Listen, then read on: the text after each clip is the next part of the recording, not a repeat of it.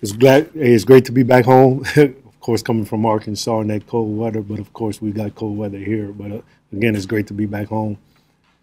Getting a wake up call from Little Rock on Friday. It was a friendly reminder of who Little Rock really is and what they do. They play extraordinary defense, and our team probably didn't respond back to what they did. Little Rock is known for their defensive style, physical style of play, and of course, it didn't help that we beat them in the conference semifinals last year.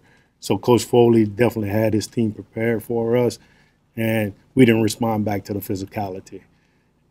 Judging to the free throws, we only shot 13 free throws, I think, that game, and we get to Arkansas State on Sunday and double that.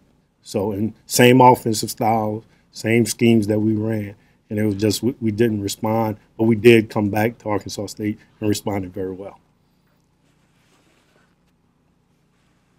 Okay, open up for questions.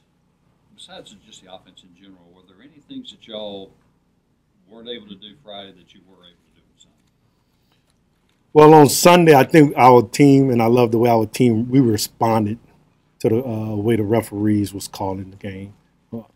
And if you look at it on Sunday, Arkansas State, it was kind of called fairly well. And then the third quarter, the whistle started blowing it even more, and we didn't get discouraged. The adversity kind of hit us a little bit, but our team gelled together, and we was able to pull through. Of course, getting a 2-point win.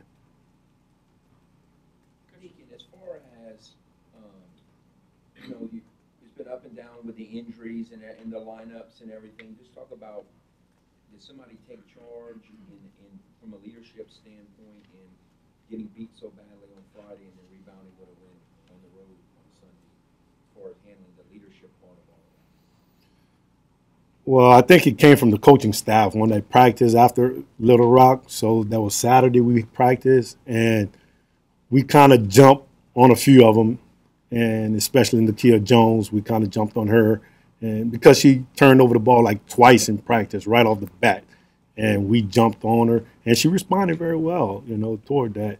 Simone, she responded to her. She had a little glitch in practice too on Saturday, so therefore she didn't start. As you can see, she didn't start against Arkansas State. Well, she responded in Arkansas State as far as doing the game. And I tell you what, our kids are growing up. They're very mature now, especially the seniors, and they're trying to understand that Sun Belt is a tough conference. On any given night, and judging from the games that we got coming up this week, who is this Coastal Carolina team? That's 2-0 right now, judging from last year. So it's no days off in the Sun Belt. Do you think it hurts the team that there's just no go-to scorer on this team, a person who everyone knows gets the final shot? Do you think that affects this team?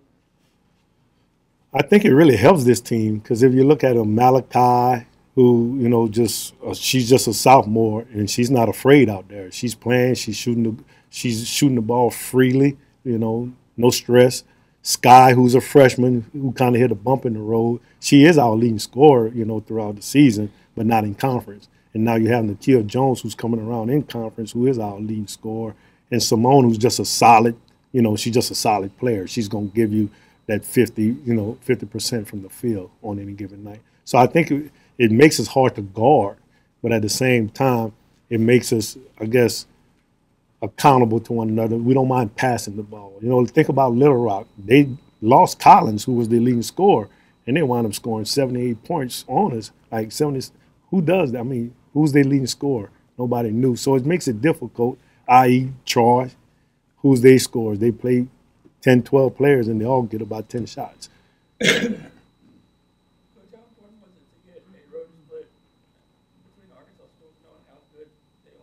Very important. Have you ever been to Arkansas? Trust me, playing on the road in Arkansas, if you can come away with a split, I mean, it's gratifying. It made that road trip very successful.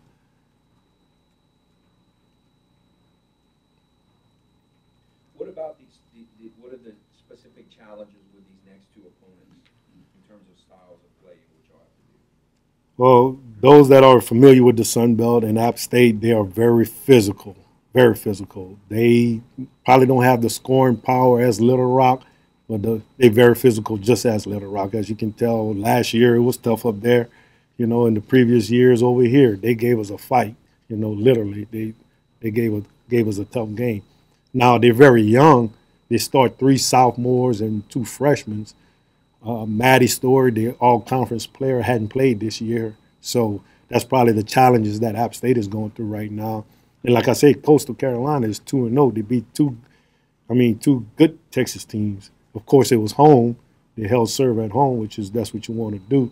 But 2-0 from Coastal, I mean, who is this Coastal team? Like I said. Do you think your youth is a reason why the team hasn't responded to physical play as well?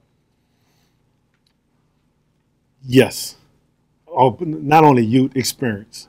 You know, again, these young ladies don't understand who is Little Rock, who is Troy, who is those teams that want to come and just, cut you, just want to beat you down, because we play tough defense. Y'all know what Coach Gary brought in. We tenacious defense. We coming at you. We want to press. We want to do all those things.